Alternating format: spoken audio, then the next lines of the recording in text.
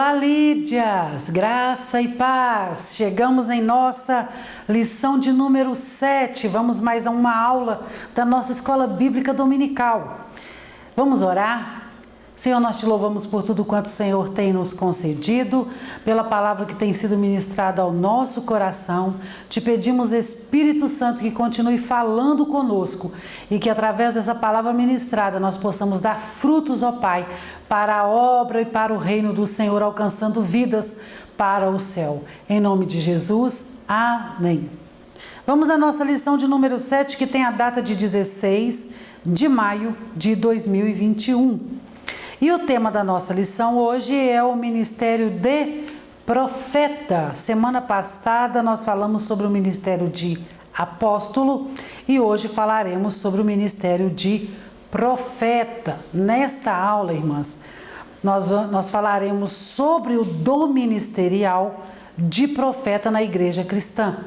Nós já entendemos que os dons foram dados para que haja um aprendizado, haja uma edificação do corpo, não é? Para que a obra do Senhor cresça, permaneça, se estabeleça e dê frutos.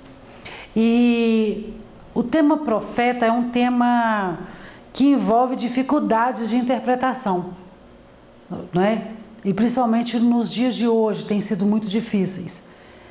Quando falamos de profetas no Antigo Testamento e a sua missão, normalmente não há grandes questionamentos. Quando nós falamos de Elias, de Daniel, de Isaías, de Eliseu, Samuel, que foi profeta, não há questionamentos a respeito disso.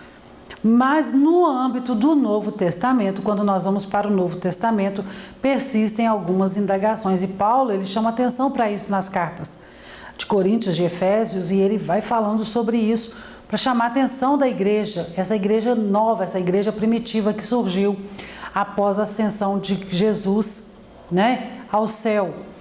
E há dúvidas entre o dom de profeta e o dom espiritual de profecia.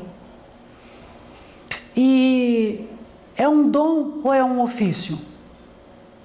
É um cargo ministerial, profeta? Porque tem igrejas que hoje nós falamos sobre títulos na aula passada, hoje em dia nós temos igrejas que é apóstolo, pastor, bispo, não tem mais nem lugar para colocar título, não tem mais o que buscar para colocar título, e aí estabelece-se o profeta fulano está aqui hoje, o profeta fulano. Então assim, profetiza, na busca de um anseio de ter títulos, coloca-se o profeta. Então nós vamos aprender sobre isso na aula de hoje. Nosso textuário está em 1 Coríntios capítulo 12, versículo 28, que diz assim: e a uns pôs Deus na igreja, primeiramente apóstolos, em segundo lugar profetas, em terceiro doutores, depois milagres, depois dons de curar, socorros, governos, variedades de línguas, e alguns desses temas nós já tratamos em aulas passadas. Verdade prática, o ministério de profeta é fundamental para a igreja de Cristo nos dias atuais. E nós já falamos sobre isso na nossa aula que estudamos sobre dons, né? Os dons de revelação, dons de poder e dons de elocução, nós tratamos das variantes a respeito desse tema. Leitura bíblica em classe, 1 Coríntios 12, 27 a 29 e Efésios capítulo 4, 11 ao 13. Eu quero ler com vocês esse texto de Efésios capítulo 4, versículo 11 ao 13. E ele mesmo deu uns para apóstolos, e outros para profetas, e outros para evangelistas, e outros para pastores e doutores, querendo o aperfeiçoamento dos santos, para a obra do ministério, para a edificação do corpo de Cristo, até que todos cheguemos à unidade da fé e ao conhecimento do Filho de Deus, a varão perfeito à medida da estatura completa de Cristo. Esse é aperfeiçoamento que nós vamos passar por ele. Quando? Quando nós nos entregamos, quando nós entramos na intimidade com o Senhor, quando nós buscamos os dons, quando nós buscamos ser revestidos, nós vamos alcançando esse aperfeiçoamento. Santos, separados, não santo no sentido de ser não ter pecado. Santo no sentido de sermos separados, porque a nossa santificação ela é diária. Então, o ministério de profeta é um dom de Deus para a igreja atual, irmãs. O profeta é chamado para falar segundo o coração do Pai, nosso Deus. Nem sempre sua mensagem é aceita. No Antigo Testamento, alguns sofreram perseguições terríveis por trazer aos israelitas a mensagem divina.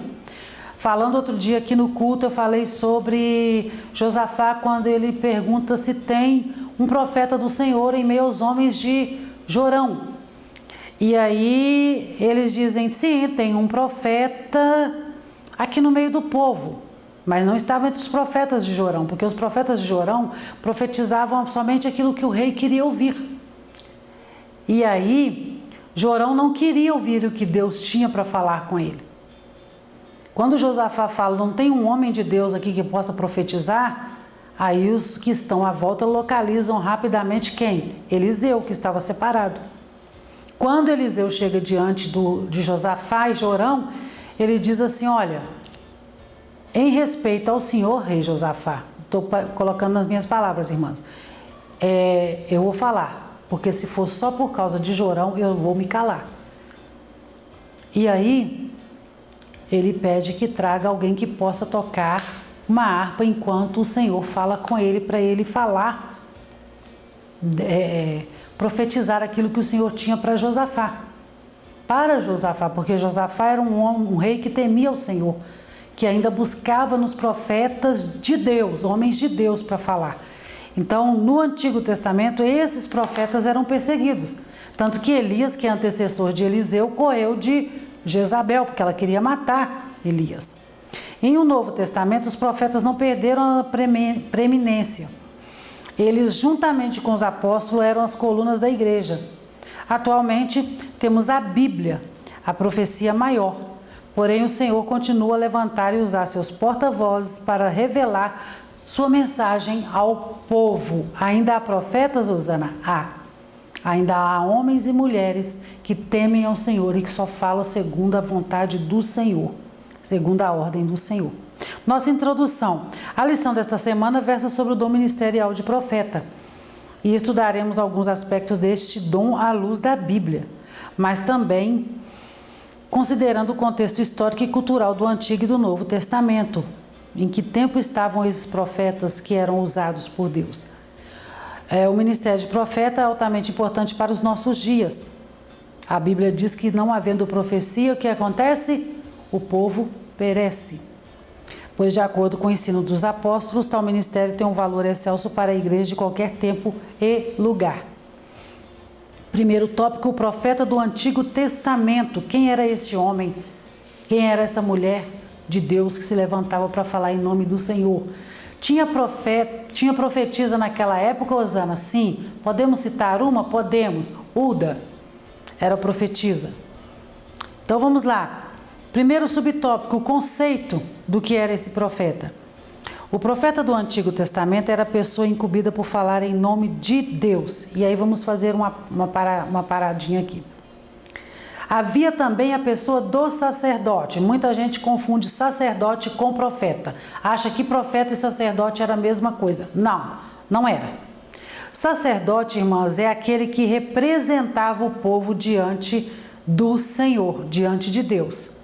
Ele representava o povo. Então ele chegava diante de Deus e falava o que estava acontecendo com o povo, fazia o clamor ao Senhor pelo povo. Profeta, quem que era o profeta, Osana? Profeta é aquele que recebia de Deus a palavra para exortar, edificar e consolar o povo. Tem alguém que era sacerdote e profeta? Sim, nós temos Samuel. Samuel foi sacerdote, Samuel foi profeta e Samuel também foi juiz sobre Israel. Ele então tinha três designações. Ele era um homem que apresentava o povo diante de Deus, ele era um homem que recebia a palavra da parte de Deus para Israel e também julgava o povo. Então vamos continuando. O Altíssimo fazia dele o seu porta-voz, embaixador que representava os interesses do reino divino na terra.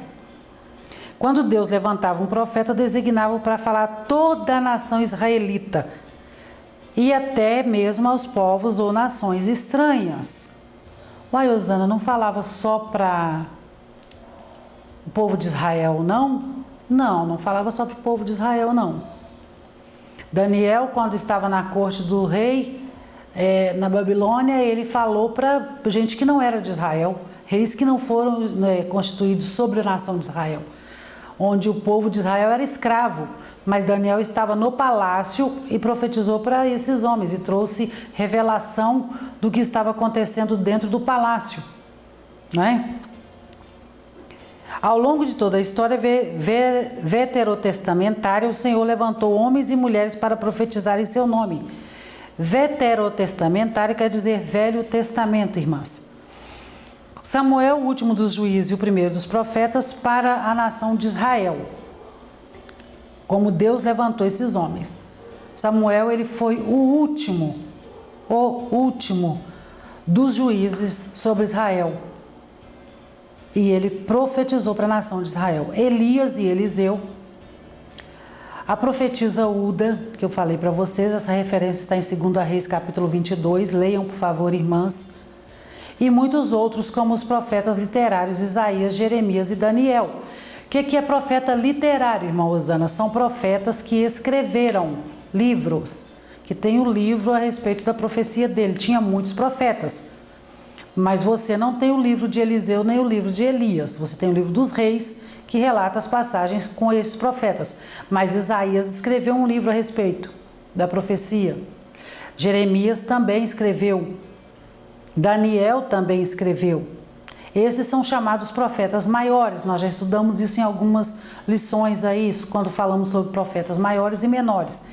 Temos os profetas menores. Osana, porque ele tem maior importância, Jeremias é mais importante do que, por exemplo, Obadias, que só tem um capítulo, Naum, Ageu? Não, irmãs, não é nessa escala de poder. É porque é na escala de conteúdo. Jeremias, Isaías, Ezequiel são livros maiores, que tem um conteúdo grande. Isaías tem 66 capítulos.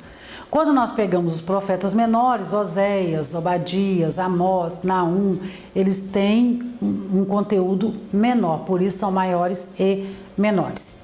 Entendido isso? Vamos para o ofício, segundo subtópico deste primeiro tópico. Através da inspiração divina, o profeta recebeu uma revelação que desvendava o oculto, anunciava juízos e emitia conselhos. Olha o que diz Isaías 46, versículo 10. Leiam comigo, irmãs, essa referência. Abra, por favor. O livro de Isaías é um livro muito interessante de ler, viu, irmãs?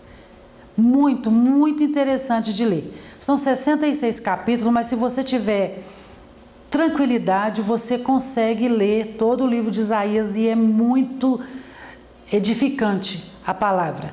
Então, Isaías capítulo 46 e versículo 10, olha o que o profeta escreve. Vou ler para vocês desde o versículo 9 para termos um contexto. Lembrai-vos das coisas passadas desde a antiguidade, que eu sou Deus e não há outro Deus, não há outro semelhante a mim. Versículo 10, olha o que Deus faz. Que anuncia o fim desde o princípio e desde a antiguidade. As coisas que ainda não sucederam. Que digo, o meu conselho será firme e farei toda a minha vontade. Deus é um Deus que anuncia o fim desde o princípio. Quando o profeta fala aqui, um dos ofícios do profeta era o quê? Desvendava o oculto e anunciava os juízos. E emitia conselhos. Provérbios capítulo 11, versículo 14, diz que na multidão de conselhos há verdade, há ensino. Vamos ler lá? Provérbios capítulo 11, versículo 14. Confira comigo essa referência, irmãs, para nós entendermos o que é conselho. 11, versículo 14. Não havendo sábia direção, o povo cai, mas na multidão de conselheiros há segurança. Na multidão de conselhos há segurança. Tem gente que diz assim, se conselho se fosse bom ninguém dava, todo mundo vendia. Não. Quando nós buscamos conselho é porque há segurança na tomada de decisões. E a primeira parte do versículo diz que não havendo sábia direção, o povo cai. Então, os profetas, eles também emitiam conselhos e advertências divinas, não é? Expressões como veio a mim a palavra do Senhor e assim diz o Senhor, eram fórmulas usuais para o profeta começar a mensagem divina. Aí nós temos a referência de Jeremias e Isaías. Símbolos e visões também eram formas de Deus falar através dos profetas a seu povo. Quando Belsazar está na festa, que ele dá a festa, o que acontece? No meio da festa, aparece uma mão na parede escrevendo. E logo a mãe dele fala com ele assim, olha só, isso Daniel já estava velhinho. Ela fala assim, olha, na época que seu pai era rei, tinha um profeta aqui. E ele era usado mesmo. E falava tudo. Chama ele lá, que ele vai saber te dizer que mão é essa na parede. E aí quando ele chama Daniel, Daniel vê o que está escrito na parede e fala para o rei, pesado fostes na balança e foste achado em falta. Então, símbolos e visões também eram formas de Deus falar através dos profetas a seu povo. O profeta também exerceu um importante papel de conselheiro na história do reinado de Israel. Por exemplo, Natã, quando vai falar com Davi a respeito do pecado dele. Contudo, após a divisão do reino de Israel, o profeta passou a ser perseguido, pois sua profecia confrontava diretamente a prepotência da nobreza. Que separação é essa? Que divisão é essa, irmã Osana? A divisão das 12 tribos, 2 tribos ficaram para Judá e as 10 tribos de Israel. E aí, quando eu falo para vocês a respeito de Josafá, Josafá era rei de Judá. Ele era um homem que temia o Senhor. Acabe, Jorão, Jezabel já eram do reino do norte, das 10 tribos. E eles andaram por caminhos que não agradavam ao Senhor.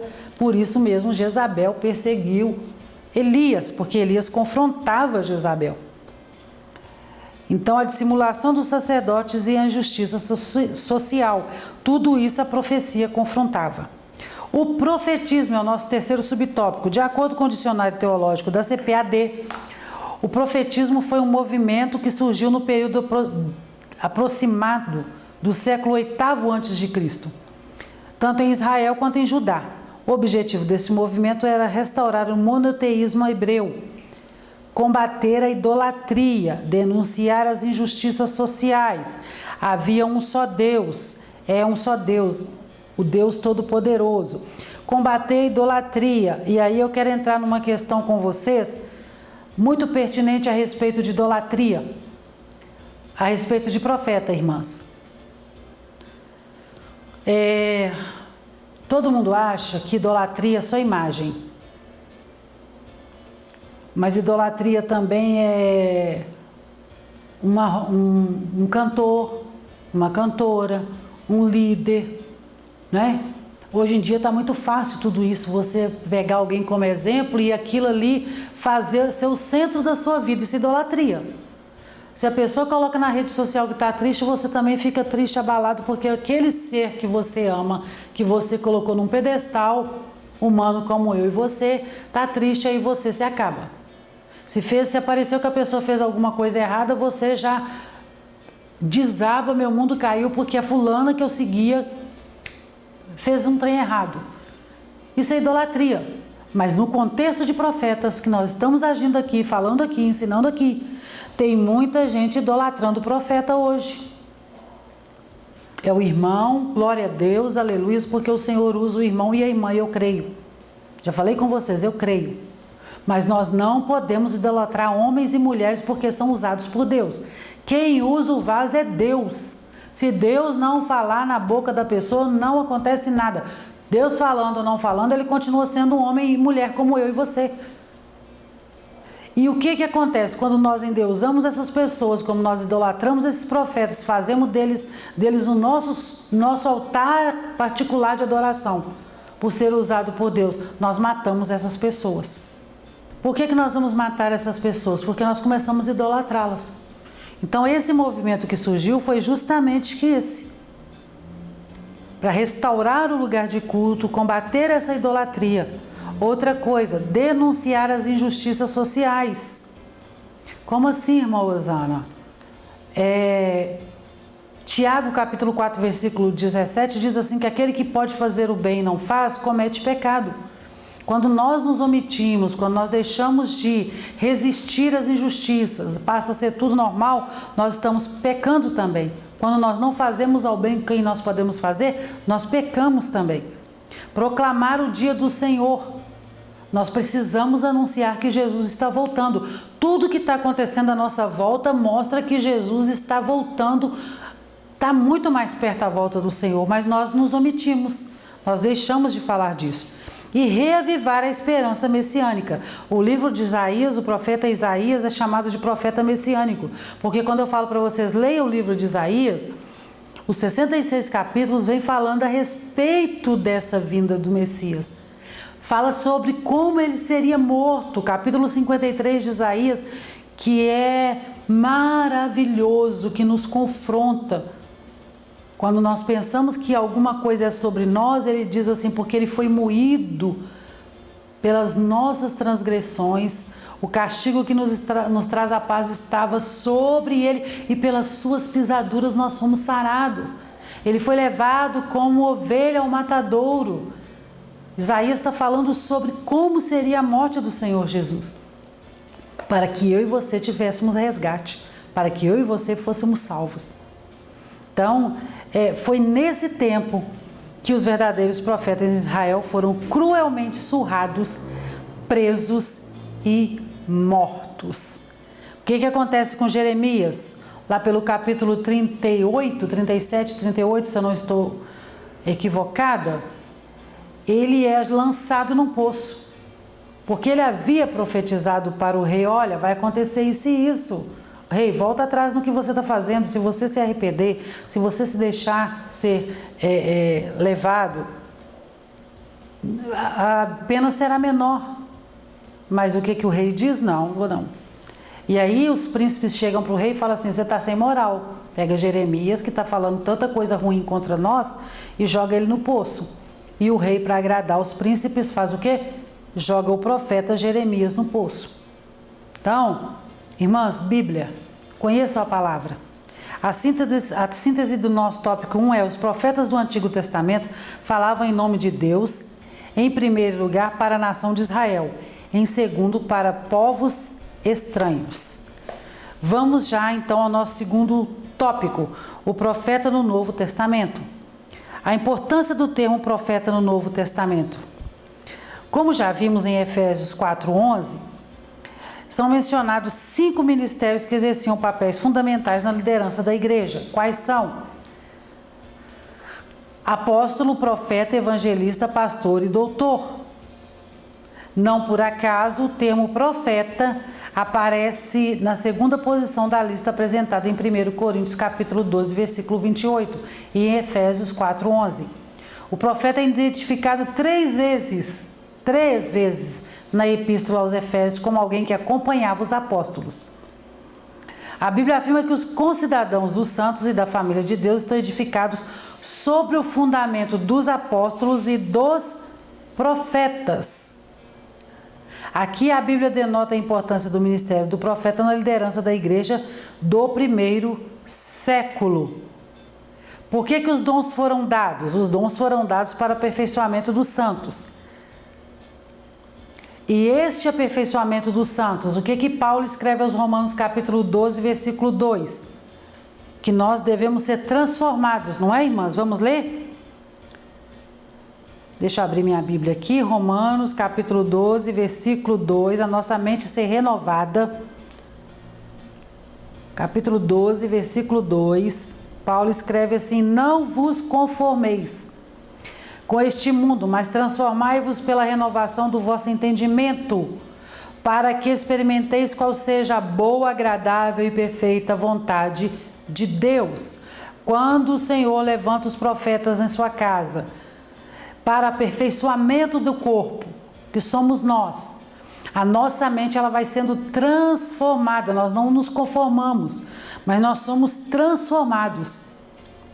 Então, a Bíblia afirma que estão edificados sobre o fundamento dos apóstolos e dos profetas, homens que falam em nome de Deus, orientados por Deus para que haja edificação na igreja. Segundo subtópico, ofício dos profetas neotestamentários, Novo Testamento. Seu ministério no Novo Testamento não consistia em predizer o futuro, nada disso, senta aqui que eu vou ler seu futuro, não. Adivinhar o presente ou ficar fora de si. Vou falar isso que eu já falei em umas aulas passadas, eu acho que foi no trimestre que nós falamos sobre a carta de Efésios. Ninguém que profetiza fica fora de si, entra em transe. Não sabe o que está acontecendo à sua volta. O espírito está sujeito ao profeta. Todo mundo que está falando sabe que está consciente quem está na frente dele. Tá? Não existe esse negócio, não vi o que estava acontecendo, foi Deus mesmo que falou. Não, existe isso não, tá? Ninguém fica fora de si, não. Não, de acordo com o comentário bíblico pentecostal do Novo Testamento, o profeta neotestamentário era dotado por Deus para receber e mediar diretamente a palavra do Altíssimo. E nós já falamos sobre as profecias na aula que nós falamos sobre profecia. E aí, só para afirmar esse texto com vocês, vamos ler 1 Coríntios capítulo 14. Lembra que falamos sobre os dons no capítulo 2 de 1 Coríntios? Capítulo 3 vai falar sobre o amor, que diz que se não houver amor, não adianta falar em línguas, não adianta profetizar, não adianta nada disso se não houver amor.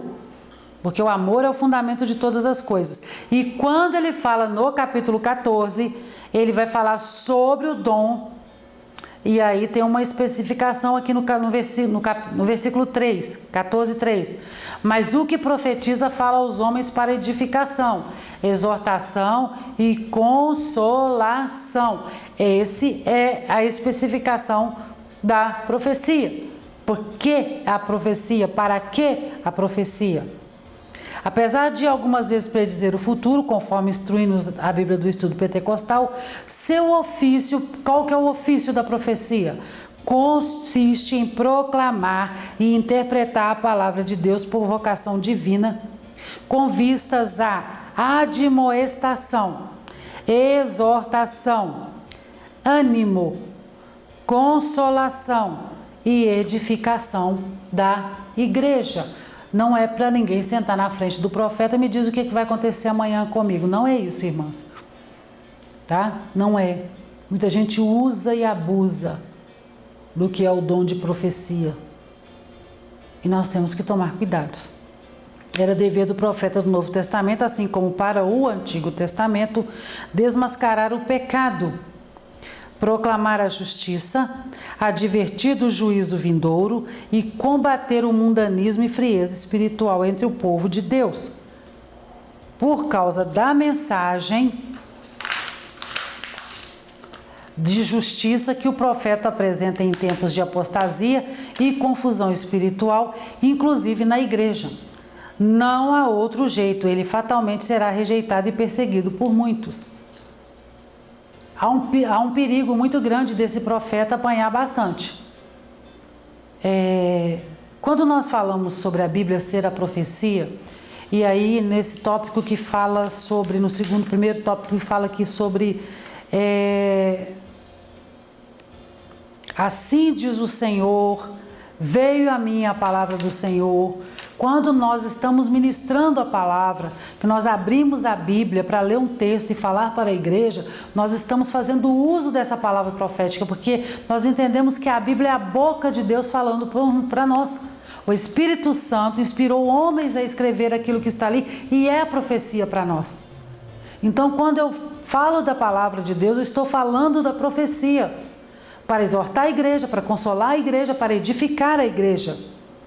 E muitos profetas, nós vivemos em um mundo que é muito fácil o profeta da boa notícia, das boas novas, do passar a mão na cabeça ser bem recebido. Mas o profeta que vem trazendo uma palavra do Senhor, de correção, de edificação, de exortação para a igreja, pode apanhar muito.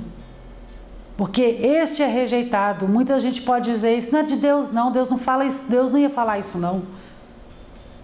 Mas aí é que está o nosso erro, porque nós precisamos de discernimento.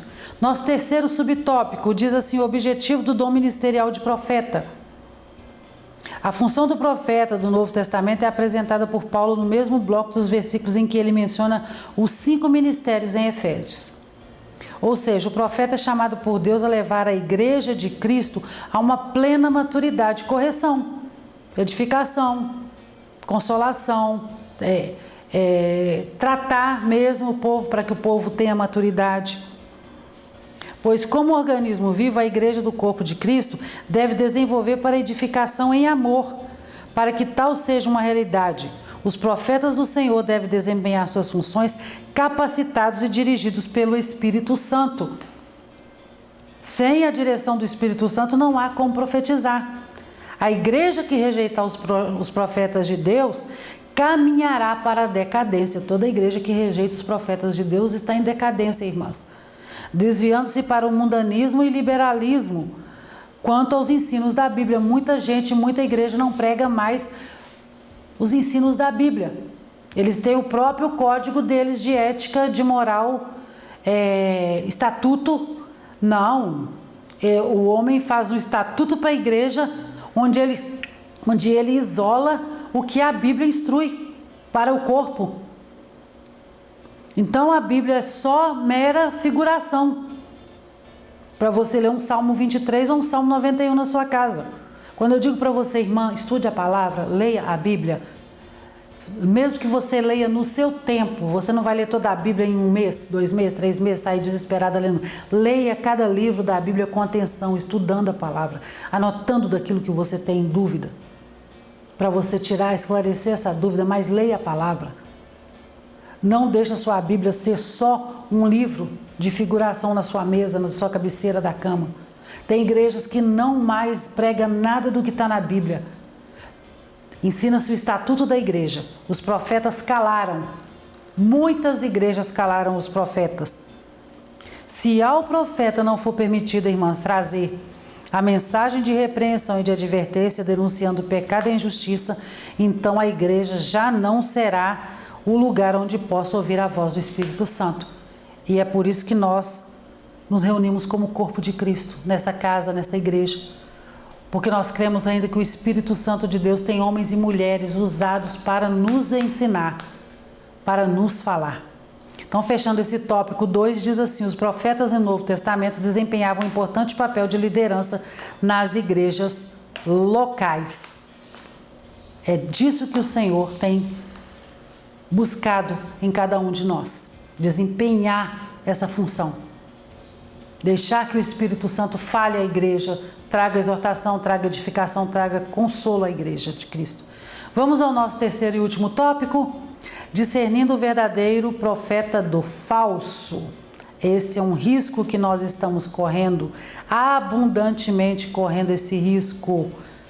Já prestaram atenção nisso, irmãs? Como está cada dia mais difícil vermos a operação de Deus através dos profetas, porque aqueles que têm temor de Deus não levantam em qualquer lugar e de qualquer jeito. Em contrapartida, nós encontramos muitos falsos que vêm dizendo, assim diz o Senhor. Vamos então discernindo o verdadeiro falso profeta. O verdadeiro profeta do falso, desculpa. Primeiro, simplicidade versus arrogância. É o nosso primeiro subtópico. Duas características do verdadeiro profeta são a simplicidade e o amor.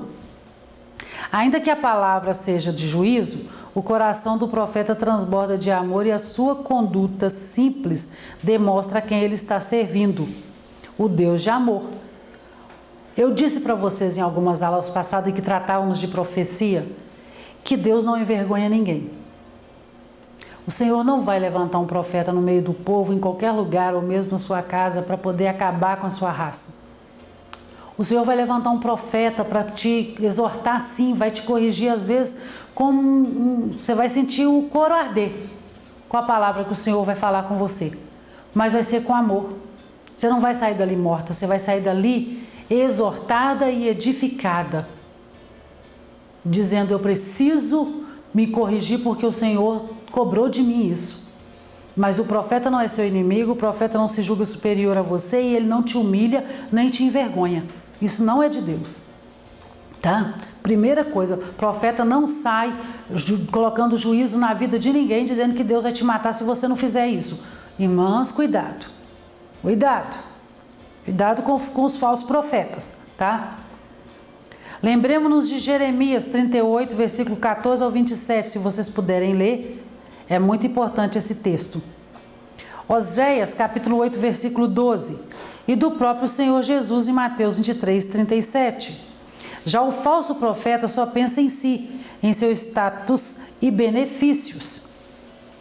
Profetiza objetivando a autopromoção. Ele mente, ilude e engana. E a Bíblia diz assim que, se possível, olha, esse povo engana até os escolhidos.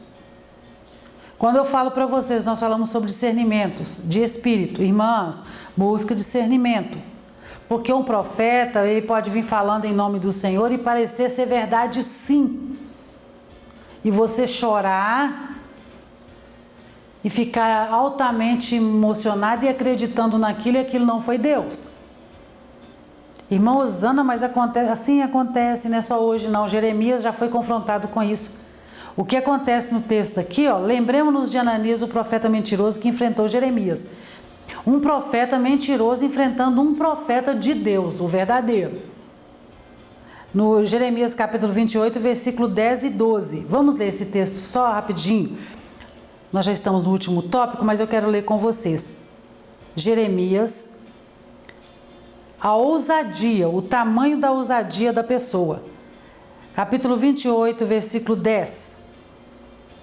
Então Ananias, o profeta, tomou o jugo do pescoço do profeta Jeremias e o quebrou.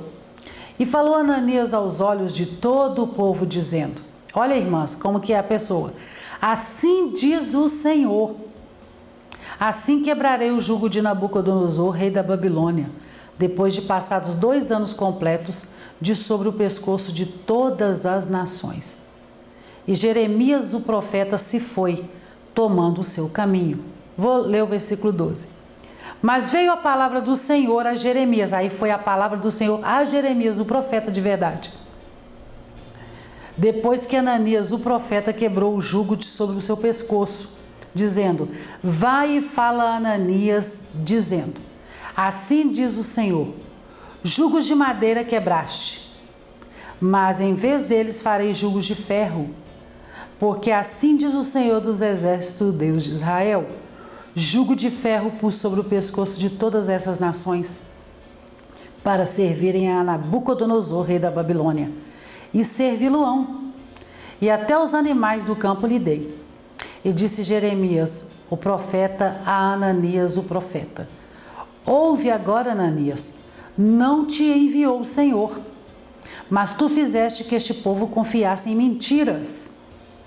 Pelo que assim diz o Senhor: eis que te lançarei de sobre a face da terra.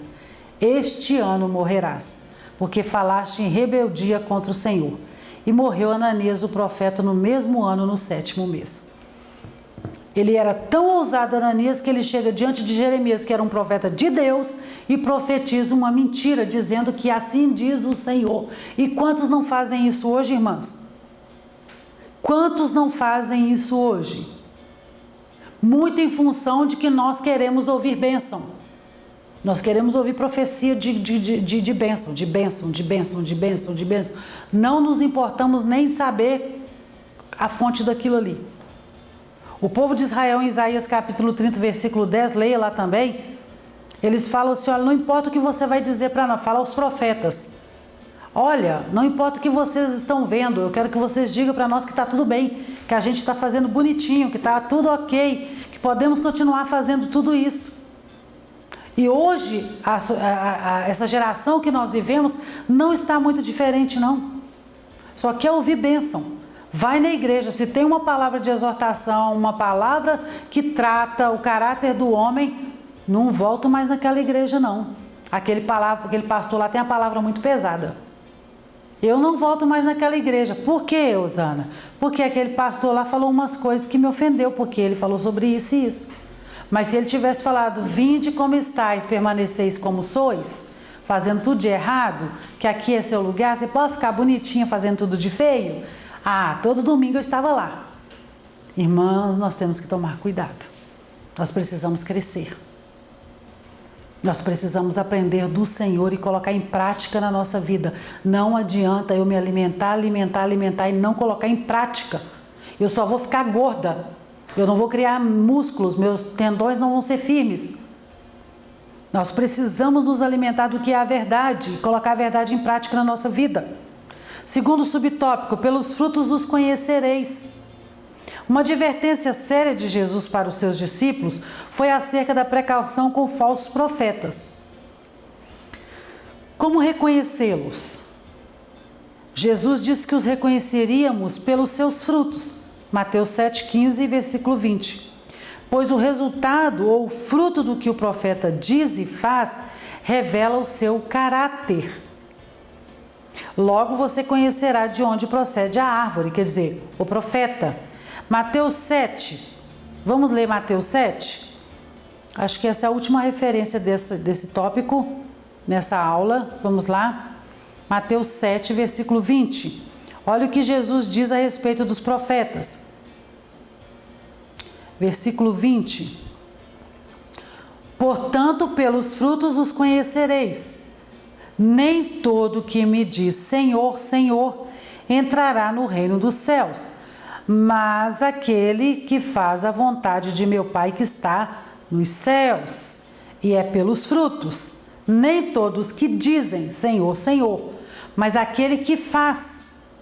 Dizer, nós podemos dizer muita coisa, mas fazer, a prática da vida cristã, como que funciona? Como que é esse profeta? É esse fazer é que vai revelar. Eu posso falar muita coisa para vocês, irmãs, e não fazer nada do que eu digo para vocês. Mas o Senhor sabe de todas as coisas. Diante dele, no dia que eu chegar diante dele, ele vai dizer, eu não te conheço não. Mas eu falei, eu profetizei, sim. Você profetizou, mas eu não te conheço. Porque o seu fruto não era nada disso. Logo você conhecerá de onde procede a árvore. Lembre-se de que não devemos diferenciar o verdadeiro profeta do falso pela performance ou pelo espetáculo, mas pelos frutos que eles produzem. Você pode colocar um profeta verdadeiro. Olha o que Ananias faz diante de Jeremias. Ele diz, assim diz o Senhor. Pega no pescoço de Jeremias, o jugo que estava no pescoço de Jeremias, e parece ter autoridade de Deus para falar. E no fim não era nada disso. Uma pessoa pode profetizar idêntico um ao outro, ter a mesma performance, bater palma, falar em línguas e dizer, assim diz o Senhor, igreja, meu servo. E na verdade não é do Senhor. Se você julgar a pessoa pela aparência do que é e não é, todo mundo é. Mas e o fruto? Os frutos que a pessoa produz, como que é? A pessoa é cheia de ira? A pessoa fala de todo mundo? É fofoqueiro? Faz intriga? Usa profecia para poder fazer confusão dentro da casa de Deus? Isso é de Deus não, irmãs. Tenhamos cuidado. Terceiro e último subtópico, ainda sobre o falso profeta. Apesar de o falso profeta ser arrogante e iníquo, ele fala com grande eloquência. E isso basta para que ele seja tido como verdadeiro? Basta?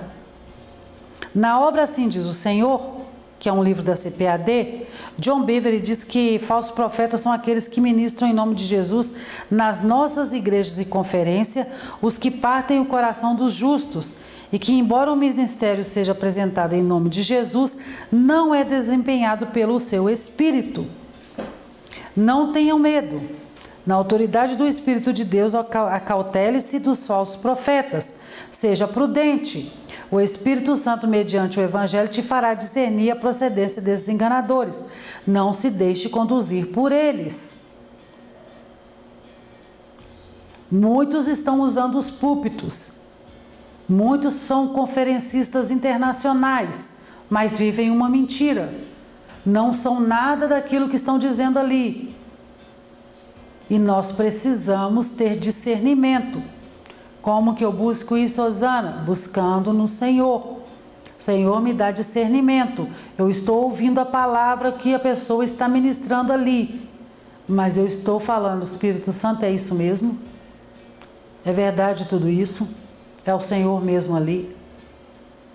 Porque emocionalismo, irmãs, tem gente demais, tem gente treinada para emocionar a plateia, tá?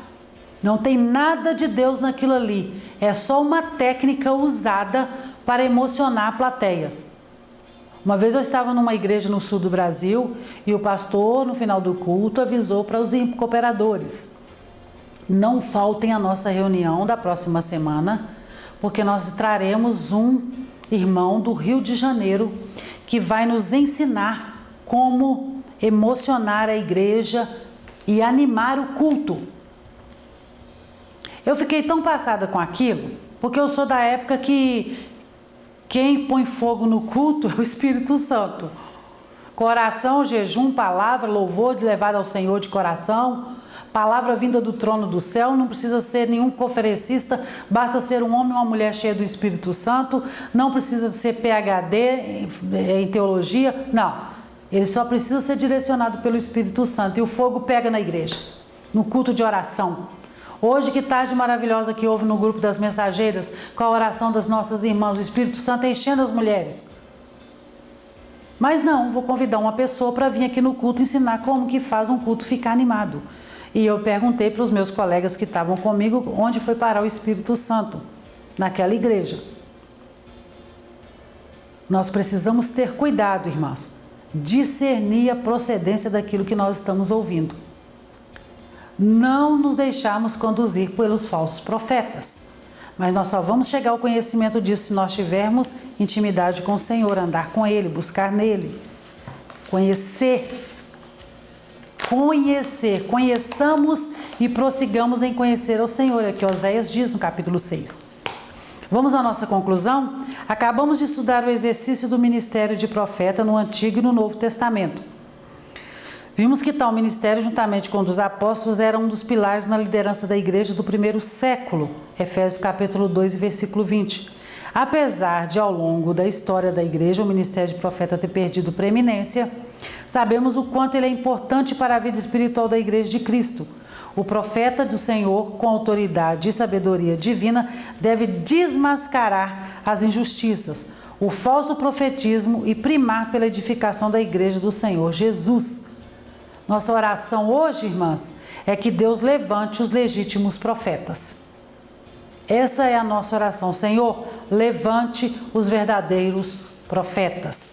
Que eles não se calem, mas que hajam com ousadias, impulsionados pelo Espírito Santo, para que haja aperfeiçoamento do corpo de Cristo. Amém? Vamos orar? Senhor, nós te louvamos e agradecemos pela palavra ministrada ao nosso coração. Espírito Santo, venha produzir fruto em nosso coração dessa palavra e que nós possamos estar dispostos, ó Deus, a levantar em Teu nome, cheios do Espírito Santo para profetizar, ó Deus, nesta geração. Em nome de Jesus, amém.